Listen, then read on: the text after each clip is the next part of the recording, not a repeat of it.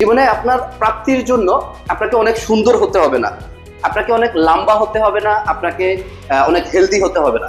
তো যারা বিজয়ীদের বৈশিষ্ট্যের মধ্যে কোথাও কি এরকম আছে যে বিজয়ীরা লম্বা এত ফুট এত ইঞ্চি, সেনাবাহিনীর মতো? আর এরকম কখনো আছে? কখনো এরকম নেই।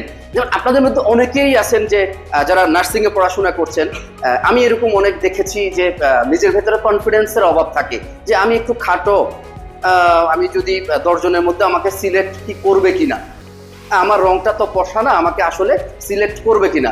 ছেলেদের ক্ষেত্রেও এই প্রবণতা দেখা যায় যে আমার পাশে যে ছেলেটা আছে তার দিকে তাকালাম, তাকে অনেক স্মার্ট মনে হচ্ছে, তাকে স্মার্ট মনে হওয়ার সাথে সাথে আমার কনফিডেন্স লেভেলটা কমে গেল। হয় না এরকম? আচ্ছা, তো আমরা আজকের আলোচনায় এই বিষয়গুলো নিয়ে আলোচনা করব। আমার পরিচয়টা দিচ্ছি, আমার নাম আব্দুল হালিম মোহন। বাংলাদেশ হসপিটাল জব সার্ভিসের আমি একজন উপদেষ্টা, আর জব সার্ভিসের প্রতিষ্ঠাতা এবং ম্যানেজিং ডিরেক্টর আপনাদের সাথে এখানে উপস্থিত আছেন, উনিও কথা বলবেন। এখন আমি আপনাদেরকে একটা প্রশ্ন করি, ছাত্রজীবন বীজ বপন করার সময়, এই কথাটা কি শুনেছেন সবাই? আমাদের অনেক শিক্ষক আমাদেরকে বলছে। আচ্ছা, যদি বীজ বপন করা হয় তাহলে ফসল পাবো, এটা নিশ্চিত না?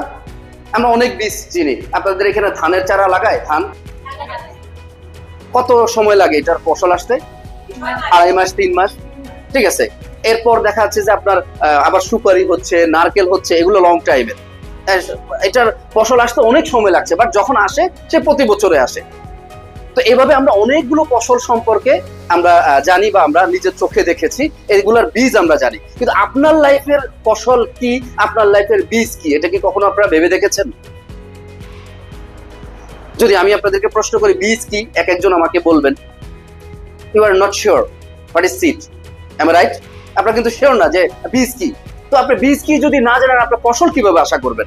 ধরেন কেউ একজন ধান ক্ষেতের পাশে গিয়ে সে একদম, আমরা নোয়াখালীর ভাষায় বলি কাসি, যেটা দিয়ে কাটে, হোয়াট এভার, একটা কাটার, এটা নিয়ে সে তার ক্ষেতের কাছে গিয়ে বসে আছে, সে ফসল কাটবে, কিন্তু সে সময় মতো চারা লাগায় নাই, সে কি ফসল পাবে এখন?